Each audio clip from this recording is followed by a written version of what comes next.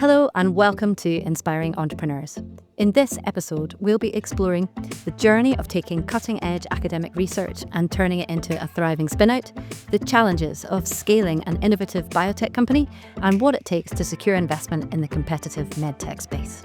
I'm your host, Katie McNair, Marketing and Communications Manager here at Inspire, and today I'm delighted to be joined by Holly Butler, co-founder and Chief Technical Officer at Dxcover. Dxcover is a University of Strathclyde spin-out specialising in clinical stage liquid biopsy technology for the early detection of multiple cancers. Dxcover has experienced significant growth, recently securing $6.2 million in funding to advance its AI-driven early cancer detection technology. So we're looking forward to hearing Holly's insights. We'll also be discussing the role of AI in revolutionising cancer detection and Holly's thoughts on Scotland's innovation ecosystem. Welcome to the podcast, Holly. Thank you. And to kick things off, could you share us a bit about the background and the journey that led you to where you are today? Yeah, sure. So, really starting back at the beginning. So, I'm from Wolverhampton. I'm not from Scotland, but I have gradually sort of migrated more north as time's gone on. So, yeah, I was like the first person in my family to go to university, and I've always just really been quite passionate about learning and educating myself. And I was originally going to do maths at university, but thankfully saw the light in the end and realised that my interest and what I found really easy, because I'm sort of driven by passion for the subject, was in biology, and particularly human health. I found it fascinating, and the idea that actually scientific discovery could impact patient health was just, such a driver for me when I was younger, especially. So I did biomedical sciences at Lancaster University. During that time, there was a dissertation project, and I got to use this piece of kit, which was called an infrared spectrometer, which was the first time I'd ever saw it. And the idea that you could apply this to a range of different applications was just really fascinating. So when a PhD opportunity came, I took it up. And although I was really interested in human health, it was actually a plant research PhD, but I was so adamant that I thought that there was a lot of potential in this platform. I thought, well, actually, if I could just work really hard, I could do a bit of extra research, using the platform in human health, which was where I really saw my career going. So that's what I did, and built a bit of a network during my PhD, really got to as many conferences as I could, and eventually ended up meeting one of the co-founders of the company through conferences and collaboration. And he turned around and said, I want to try and commercialise using this infrared spectrometry and actually commercialising it for human health instead of focusing on academia and research. And that really just was kind of a light bulb moment for me. I thought, well, I was really at the start of my career, and I always thought I wanted to be proper academic, go be a professor in 20 odd years. But I started to see that it was just a case of always trying to get funding to do research and talk a lot about the impact that you're going to make, but actually never really getting to do it. So this idea of commercialization was just, really, really exciting. So that's what brought me to Scotland in the end. In Glasgow. So you're definitely leaning towards creating impact. 100%. Yeah, I find it, I don't find it very motivating to write things down for the purposes of just trying to get funding in. Want to say it with genuine honesty that I want to do this research because I think it will impact patients, or it will impact something. It can be a small niche, it can be a tiny, tiny little segment of the population, but I think actually if you say you're going to do it, I really felt very strongly that actually doing it and commercialization was just the way forward. And I didn't realize that at the time, but as soon as I heard it, I was like, that's a good approach. Okay, perfect. So Dxcover spun out from the Department of Pure and Applied Chemistry at the University of Strathclyde in 2019. I'm wondering how the initial research evolved into what became the commercial spin-out. Yeah, perfect. So one of the co-founder, Matt, who was, I think at the time, a senior lecturer in the department, had filed IP previously at another role. And Strathclyde were really keen to make sure we could try and commercialise this IP and do something about it. And there's like little pots of funds which just are so critical at that stage to firstly just try and explore what can you do with the IP and bring teams together and then take it to the next stage. So that's exactly what Matt had done, and really those early pots of funding brought together not only myself up to Glasgow, but also another academic, David Palmer, joined the team, and then fundamentally the commercial champion, Mark Hegarty, who had expertise in commerce before, and kind of bringing that core team together, which had the the technical expertise for sure, but then bringing Mark on for the commercial side of things just really got the steps in motion essentially. So the funding brought together the team, but it also gave us the opportunity to develop the product and the commercial idea as well. Because, gosh, thinking back, it really was a different prospect back then. What we thought we were going to do, based on what and then what we're actually doing now. So there was a lot of tech development, a lot of understanding the customer need, the market need, and essentially getting to the point where we have a business plan and we're ready to spin out. So yeah, as I say, that went up and down a few times and around a few corners. And I remember doing a lot of conference presentations about translation of research and showing it as a journey, but very much a winding road up a very big hill, because it always goes backwards on itself and your ideas change as time goes on. And I think during that time we had the key thing was that we had Scottish Enterprise high growth spin out funding, and that provided like a support network. And as part of that, the university we had help with different business mentors as well, and it helps to form and focus, especially when in theory you could be just a team of academics who want to do lots of research, but it really allows you to focus on what is the core commercial output that you're aiming to do and achieve. Definitely, it seems like a journey. We're having the input of different people at different, who've maybe been through that journey or have different elements of expertise, can bring that to it, can really help. What do you think, and you touched on a couple of the challenges there, was the biggest challenge in translating the academic research into a viable business? Yeah, I think fundamentally understanding that research is different to business. I kind of think if you come at it from a research perspective, you figured out something really interesting, you're like, right, let's get in a paper and tell everyone about it. Whereas business is, you kind of have to sit on things a little bit more and be a little bit more strategic in your decision making, which to a degree that's kind of a bit of a conflict between the two aspects.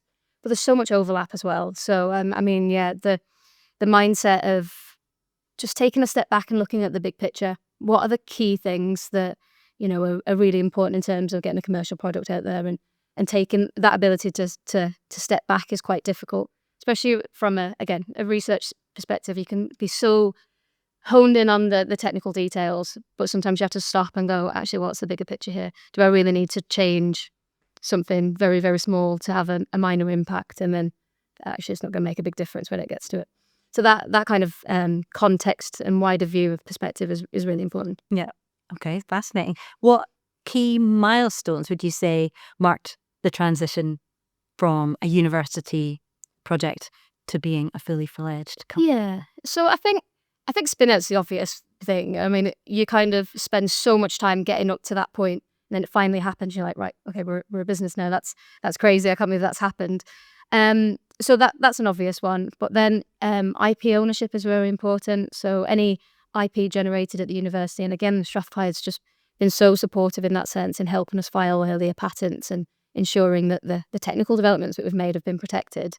But essentially them through sort of the agreements with the university, actually getting that IP owned within the company, that's a big deal because there's a lot of value. It's kind of an intangible asset, but it's a huge asset nonetheless. So the other thing that I've really enjoyed is and it felt like a milestone, is hiring people. I can remember the first hire that we made as the technician to take some of the technical development work off me back then, to today when we've got 20 odd people working for us, and seeing them actually, it sounds slightly strange, but building their lives on and buying houses and mortgages because of the work that we've done previously. I find that just kind of mind blowing, but really proud that we've been able to create jobs in Scotland and actually a lot of Strathclyde graduates. And yeah, it's really, really good. It's a whole other area of impact that you maybe weren't thinking of when you started going down that path. Completely and utterly. And seeing my young team of scientists grow, it's brilliant. And they're just gaining so many skills that, like if they don't have careers in Dxcover for the rest of their lives, that's totally understandable. But setting them up for the next step, I just think that's just a great thing to reflect on as we move on, that we can be a part of their journey. And it was totally unexpected because I didn't think I'd feel that way. I thought it would just be, oh yeah, okay, fine. But yeah, it's been really fun, really, really fun. So the university has taken part in many of Dxcover's funding rounds, including the recent $6.2 million funding round. Can you tell me how this investment has benefited the company? Yeah, absolutely. I mean, without a doubt, it's a value add, literally, of course. But it really it really shows not only the backing of the university, but our other investors as well, that they're able to follow on. It kind of corroborates that, one, we're working in the right area, but we're doing that in the right way as well. It's that operationally we're doing things correctly and making good progress. And then to get that, especially being a university, the funds that they've got, obviously they're slightly more valuable. You wouldn't necessarily expect universities to back their spin-outs. But again, it just shows what Strathclyde are like in terms of being pro-commercialisation and supporting a whole range of startup spin-outs, spin-ins through their journey. So yeah, absolute huge value add to the company in a literal sense and a metaphorical one too.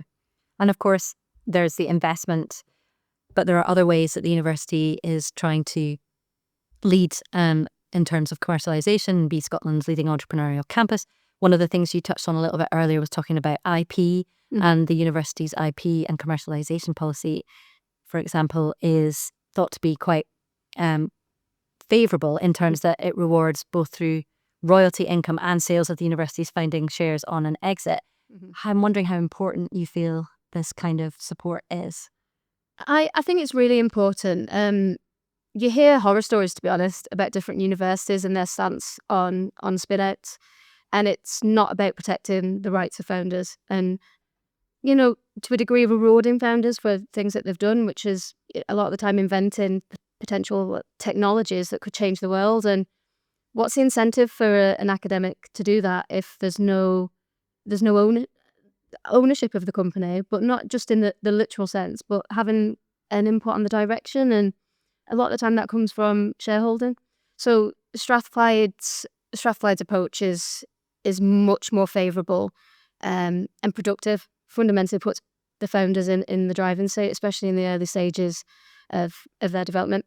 Now, of course, that's always going to be market dependent in terms of what the business is doing. And, if you're in life sciences such as us and you need lots of funding, then obviously there's negatives associated with that. But, in other circumstances, I can see how it's even more valuable just to get technologies and get companies out there and entering the market, which is only going to, again, add to value to Strathclyde as well. So I can see how it works. It's a good relationship. Absolutely. Obviously, you've been highly successful in attracting investment thus far, so it would be remiss of me not to ask for your advice to other spin-outs looking to attract investment. I think one of the key things is working so much to ensure that your message is clear. Especially, again, coming from a technical background, we work so hard on these little details and we can get caught up in them and try to convey some of this messaging. Actually, it confuses things. You should go into meetings with investors and potential stakeholders and make sure that message is super clear and there's no unanswered questions. There will always be questions, but don't let it be about how you present your business proposition. It's so important to try and work on communication as much as possible. Especially, as I say, especially from an academic perspective. I've met a lot of founding partners who are just so technically focused, they can't see past it, and they're not open to criticism. And it's not necessarily criticism, it's actually just genuine feedback from mentors and sometimes the market, and you have to be open to listen to that. And it can be hard to hear it when you've maybe spent 6 months, but maybe you spent 16 years developing something. It can be hard to hear it, but you absolutely need to be open. On the other hand, I always say as well to always stick to your guns, because sometimes people think they know best, but there's an element of keeping your passion and your principles, morals and principles, really high up that list, because it can be very easy to lose those in the throes of trying to get investors on board. And at the end of the day, if you're going to continue working on it, you need to make sure you're fully behind it and your mission and your values hasn't changed during that process. That sounds so true, both in terms of taking the input and the feedback, if you like, being willing to take the criticism, and rather than seeing it as criticism, see it as something that's going to help you achieve your goal when it's relevant. I think in so many ways you can find that people can be resistant to having input. But I always like to think of it well, you don't have to listen. If you listen to it and then you think that maybe makes sense for that person, but doesn't make sense for me, you don't need to take it, but at least you've had the opportunity to hear it, because it might make all the difference to you. Yeah, absolutely. And then that's another key point, actually. The amount of feedback you get getting it from one person is one thing, but listen to the room, get as many voices heard. I know right at the beginning we spoke to a lot of clinicians, and actually trying to find a champion, if nobody knows what you're doing and who you are, it's quite hard to get a champion on board. But when you listen to enough, you'll find the right people. And for example, we spoke to a clinician right at the very beginning. Actually, it was Mark who reached out to him, and he's on our scientific advisory board. We are just about to go to the Scottish Life Sciences Awards next week to celebrate our collaboration, and we're shortlisted for the collaboration award. So it just shows that actually if you put the miles in at the beginning, it can really pay off in the long run. So in speaking about collaboration, Mark Hegarty of Daysoft Limited actually came on as CEO with you. Yeah. And I wondered if you could tell me about how that relationship came about, because as I understand it, he was in the network of our commercial champions at the university. Yeah, he was paired with our company because of his expertise in the life sciences industry. So we made daily disposable contact lenses. He joined the company and the project in its early stages pre-spin out as commercial champion, really to bring his expertise on how we can actually form the business proposition and the commercial offering. That was firstly funded by the Impact Accelerator scheme that Strathclyde had introduced us to, and then subsequently through Scottish Enterprise High Growth Spin Out. And really, he was just excellent at providing context to what we really needed to do. I always remember doing a lot of product development, like working on our consumables and our hardware, and finding what I would describe as issues. I'm like, I can't figure why that's not working. I can't understand why that's not working. And he'd always take a step back and be like, right, is it an issue, or have you just observed that something's different? And it was always this issue versus observation and what was important in the long run. And I'm like, yeah, you're spot on. This is actually, I'm just sweating the small stuff, literally worrying too much about things that are not actually important in terms of the grand scheme of what we were trying to achieve. And he was just great like that. So when we spun out, he was CEO of the business. A lot of mentoring, just organically through operating and running the business, especially for Matt as well. So inventor of the original patent, and he's now our CEO in Mark's place. But again, mentorship through this whole process up until that point. So I'm sure Matt would also agree that the expertise that Mark's brought during that time is just so invaluable for not only our personal development, but obviously the development of the company. And he oversaw, I think, our first set of funding rounds, which equated to about $15 million. So it was very effective leadership that he brought us. And I sometimes wonder what it would have been like without Mark there in those early stages. I think, yeah, it would have grown arms and legs, both three technically minded co-founders.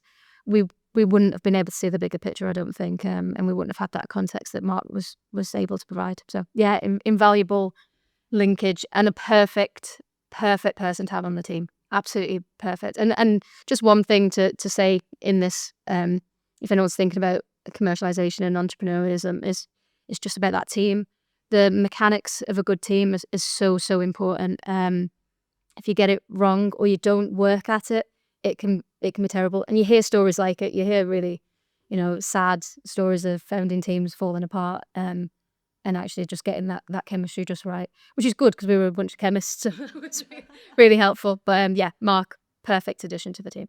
So having Mark there, obviously, to bring the business knowledge, if you like, to your team of technically minded chemists.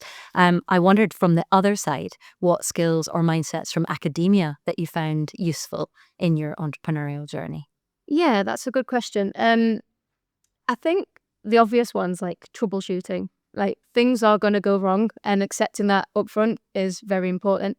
And being able to deal with those in the moment is super important, especially as the team grows, because you'll end up being leaders of these teams, and you need to ensure that we can create very actionable plans and not just descend into chaos. So troubleshooting is very, very important. Similarly, like a can-do attitude and, dedication. Unfortunately, there are a lot of hours sometimes that go into it. And yeah, the can-do attitude for maintaining a work-life balance is very important. But certainly there's a lot of hard work that goes into it. So you need to have that drive and that motivation behind you for sure. The other thing that I kind of touched on a little bit earlier as well about messaging and communication, but I think communication for me was one of my biggest learning curves, because again, working in teams, you need to be able to communicate really, really well. From my background of like PhD, independent research, it is independent. You don't necessarily tell everyone what you're doing all the time. You might sporadically report every month or so. Whereas in a team, especially a small team where you're trying to achieve so much, communication is the most important thing you can do. You should tell everyone what you're doing to a degree, with maybe avoid any micromanagement, but just ensuring that everyone's on the same page. It doesn't waste time. It makes everything much more efficient, and ultimately you can get to your end goal a lot quicker. And yeah, that's personally been one of my big learning points. The other side of it is, on a communication sense, is translating like science to a lay audience. Fundamentally, your investors won't always be, experts in what you're trying to describe to them. In fact, they more than likely won't be. So that communication piece, again, is just so, so important. Being able to look beyond the technical details and show the bigger picture and the bigger impact. You need to be able to do that first before you can tell other people about it. So very important.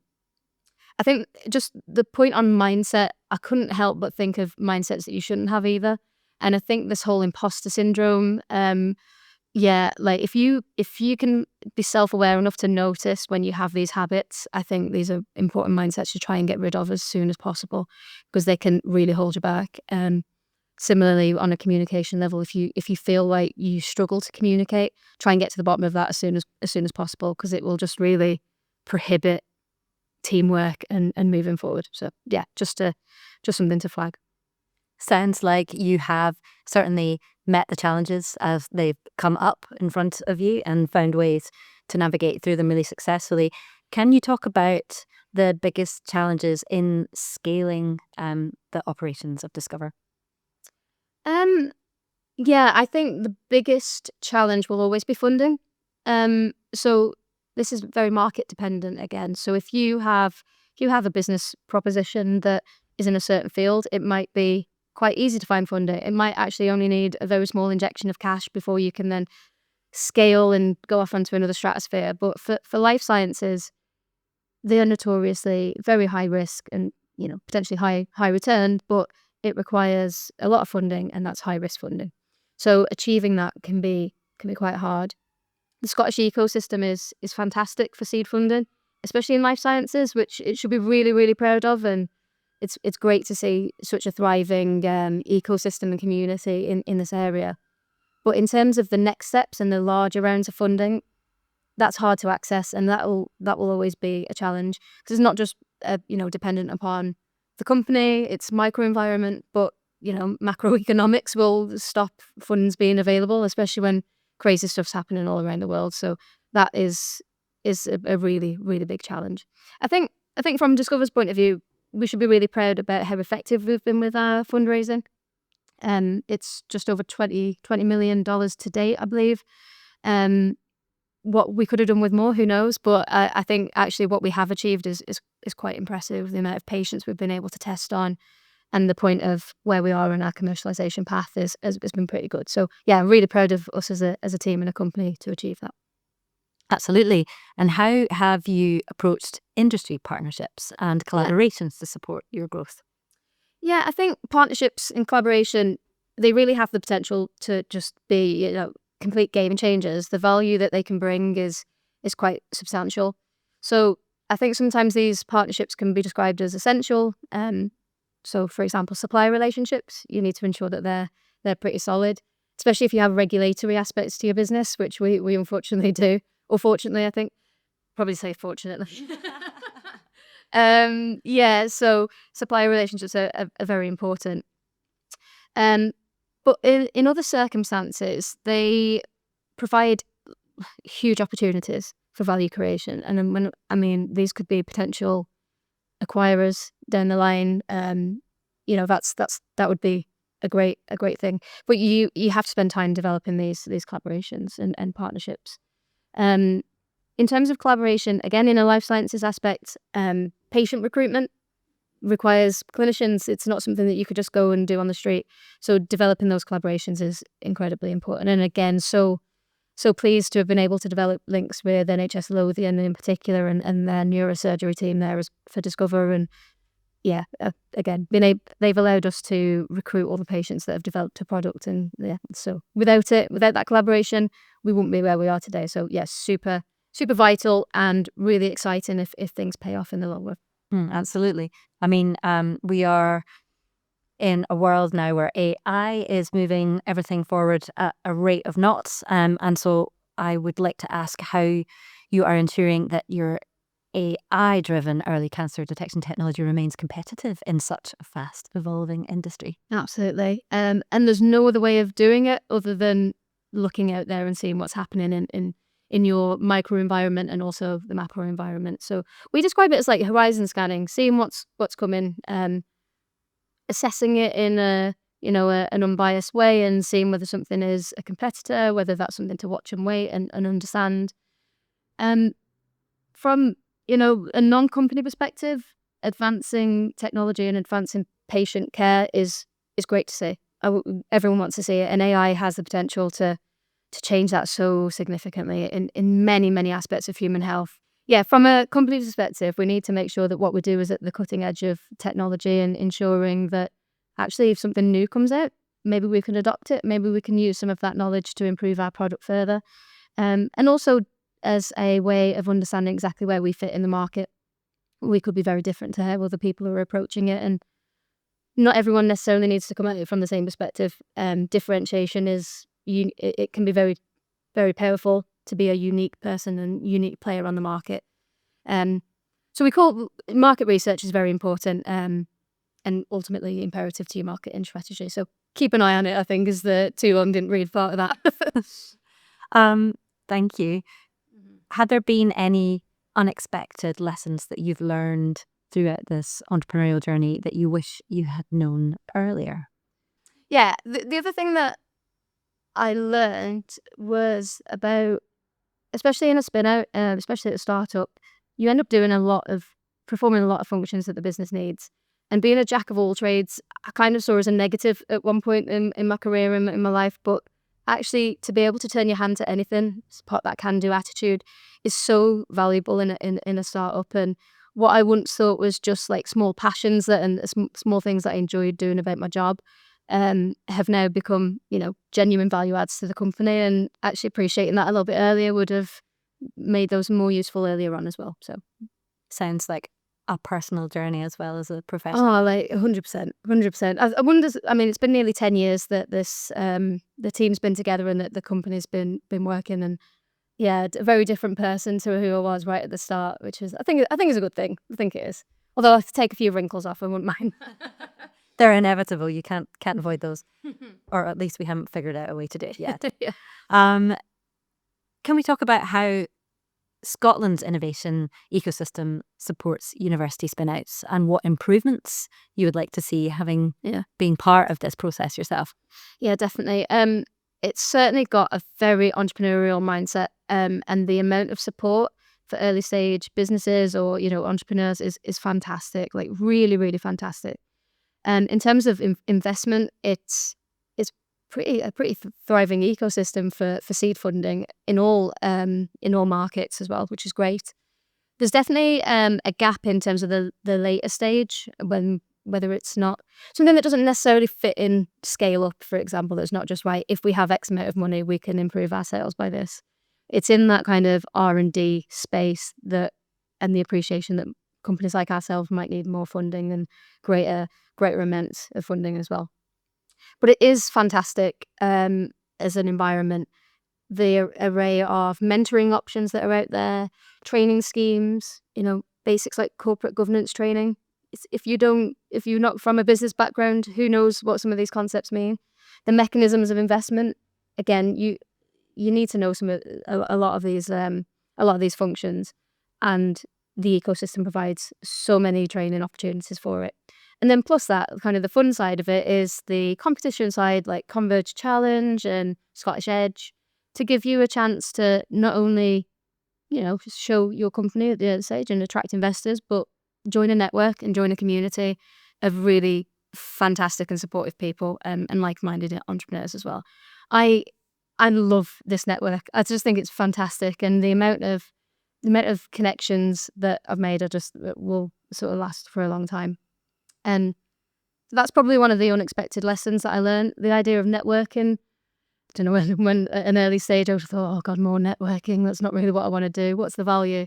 Oh, there's so much value. It's unbelievable how many times I've gone, oh, I know somebody in that field. I'll give them a quick call and they'll be able to advise me on something. So it's really great, and such a friendly set of people as well. And as you advance through the journey, I imagine it seems to be that so many people, when they do find those successes, they get to the stage where they realise, oh, and now I can actually be the person giving support to the next generation. Yeah. And you see that in your future. Oh, 100%. Yeah, I love it. I mean, jack of all trades, I think, is probably how I would describe myself now. But I'm not an expert in every single field, but I think just from what you learn during these journeys are important things to teach other people. So yeah, the mentoring side of things, I would absolutely love to give back. I've been super blessed to have a handful of really fantastic mentors that at different stages of my career and the Dxcover process as well, the Dxcover journey as a company, they've just been placed at the perfect time, exactly when I've needed them, exactly when I've needed personal development and personal growth, and when the company's needed me to step up. They've just been super effective. And some of those have come through the ecosystem, but just some other opportunities through those partnerships and collaborations that you find as well. I would certainly recommend that anybody in this area should take a mentor on, find somebody that's aligned with what you believe in, but where you need help. It's all that self-awareness piece. Like, where can you see where your strengths are? Where are your weaknesses? And what could you do with a helping hand on? So yeah, very important. For someone who says they like working independently, it sounds as though you definitely have leaned in towards appreciating the benefits of opening up to other influences and letting people collaborate. Yeah, 100%. 100%. I would go as far as saying I enjoy it now. And that's a full circle moment for a nerd who wants to be in the lab all the time. So yeah. Brilliant. So what's next for Dxcover? Any exciting developments or milestones on the horizon that you can talk to us about? We are, excitingly, kind of using a bit of a corny phrase, but we're on the precipice of commercialization, which is a really exciting way of saying that we've nearly got a blood test for cancer detection that's going to be launched very soon. So hopefully by the end of the year, we'll be, when you talk to me next, hopefully there will be a really positive news story that we've got to share. And part of that is getting regulatory approval for our platform, which is such a moment for the company. It's, again, corroborates that the technology works. It shows that we've put all the design processes and regulatory processes together that ensure that we've got a product that really works and can bring patient benefits, which will just be what we were set out to do almost 10 years ago, which blows my mind, because I think when we first started, somebody told us it would take 10 years and we were pretty certain it wouldn't. So yeah, listen to mentors, I think, is the key thing. So yeah, very exciting. We do have aspirations to not just be a British company, obviously a British company, but not just focused in this market. We have aspirations to enter the European market and specifically the US as well. We have very exciting developments there coming, which I can't wait to share, but just watch this space. But what a moment to have, to be on the precipice, like you say, of being able to offer that kind of advancement. You can imagine, you talked right at the beginning about wanting to be able to make an impact. Yeah. That I think you could for the rest of your life feel happy with that. 100%. That's something that you've managed to do. Yeah, 100%.